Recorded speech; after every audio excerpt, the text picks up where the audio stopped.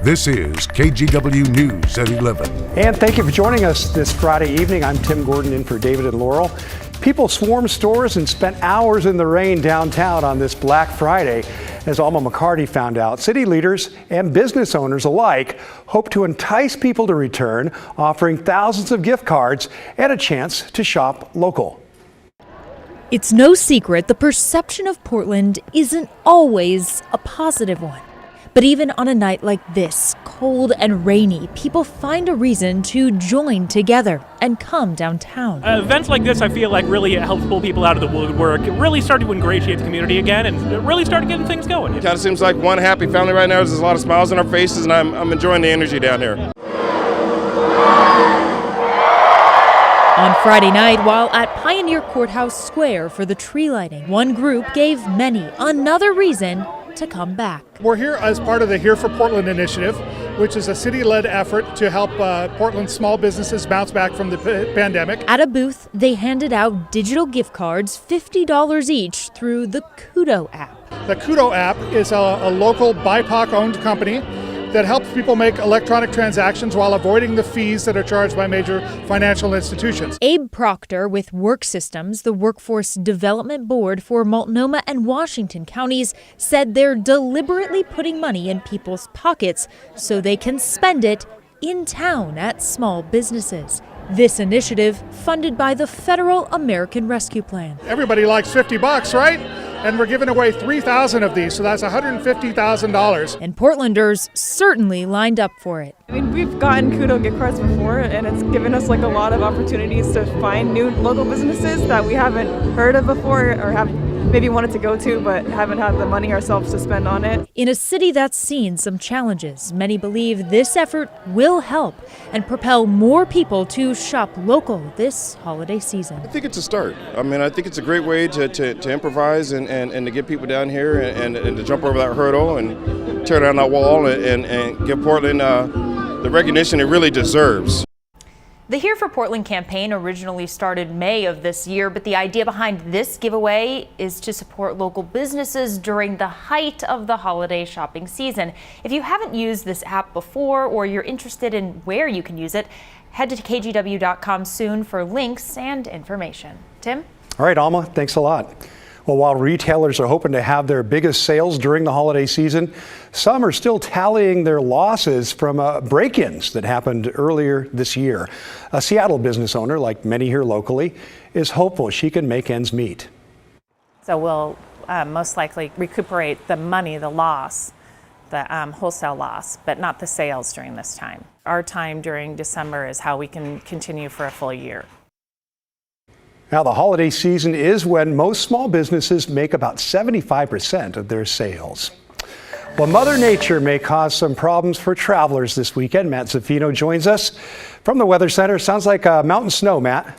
Absolutely, Tim. But before that, fog is a big problem or a potential problem for tonight. We had all that rain while the tree lighting was going on. The rain has now stopped. It's cool. It's 42. See, the rain has moved down. There's really nothing behind it, which is great. But with a clearing sky and right after the rain with cool temperatures, you're going to get fog, and we're certainly seeing it. Quarter-mile visibility in Hillsborough, McMinnville, 3/4 of a mile in Salem. You go down the valley to Corvallis, 3/4 of a mile visibility as well. So if you're traveling to Corvallis for the big game tomorrow, the Ducks and the Beavers, probably fog in the morning, then low clouds, but dry for the game, which is fantastic. So that's certainly good news. But fog, a bit of an issue tonight in the western valleys. Then we turn our attention to snow in the Cascades late Saturday night, like after midnight, through the day on Sunday, Sunday night, and even into Monday. And it won't just be the Cascades. Much of central and eastern Oregon also will have snow and gusty winds, especially later Sunday night, and into Monday morning. So we've got a winter storm watch from the Canadian border down to California in the Cascades. It's going to be the heaviest snowfall we've seen all fall. We'll get snow down to about 500 feet by Monday night, but by then, the snow is really winding down. Just a few flurries left over, so we're not expecting a widespread valley snowfall at all. Maybe a little bit sticking in the hills Monday night or Tuesday morning. More on this because it's going to be very cold next week, Tim, in a bit. Back to you. Okay, thanks a lot, Matt. Well, as we look ahead to the winter months and the increased chances for snow and ice, ODOT is already letting drivers know the roads could be worse than usual this year. ODOT says they have a shortage of maintenance workers and drivers. That means snowplows and salt trucks won't be on the roads as quickly or as often as in years past. They're asking people to apply and help keep roads safe for travelers this season. If we don't get these jobs filled as soon as we can, we're going to see a decline in the service on the roads when we get hit by a winter storm. ODOT is trying to fill 132 positions throughout the state. Now, you don't need a commercial driver's license to apply. ODOT will help you get that certification. And this shortage also serves as a reminder for all of us drivers to slow down and use more caution when driving in winter conditions. That'll help. Well, if you haven't already, download our KGW app to follow the latest weather updates and live radar. You can also stay up to date, of course, at kgw.com. Well, Portland police have made an arrest in a fatal shooting in Southeast Portland. Police responded to a shooting on Southeast 37th Avenue around 8 o'clock Wednesday night. This is in the Creston-Kenilworth neighborhood.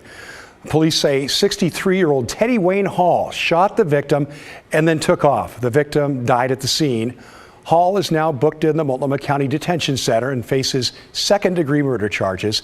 Anyone with information is asked to call Portland Police. A local pub is gathering a community together to rally for one of their bartenders who is recovering after being hit by a speeding driver on I-205. Now, this crash happened in September when Joshua Hackney was driving home. His car was hit from behind. It ended up rolling 6 times and was impaled by rebar in a construction zone. Hackney has multiple facial fractures and a broken neck, among other things.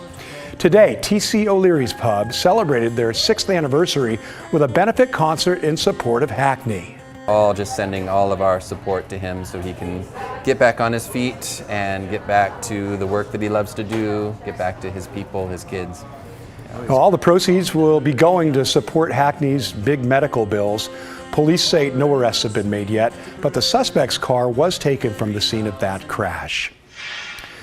4 U-Haul trucks caught fire this morning. You could see the damage occurring right there. It happened at a rental facility on Southeast 48th and Powell.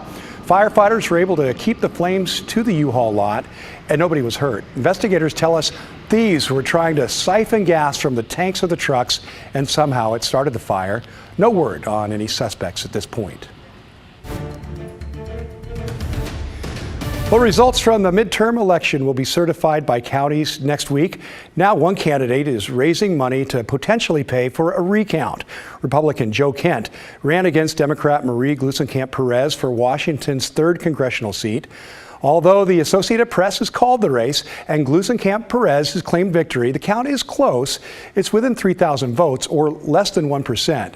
Now, the state of Washington automatically issues a recount within 0.5%, but Kent said his team is preparing to pay for an optional recount.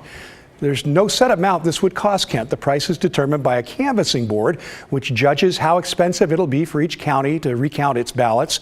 Kent said he promises to accept the results of the election, but wants to make sure the final count is, quote, as accurate as possible. His campaign team did not respond to our interview request today.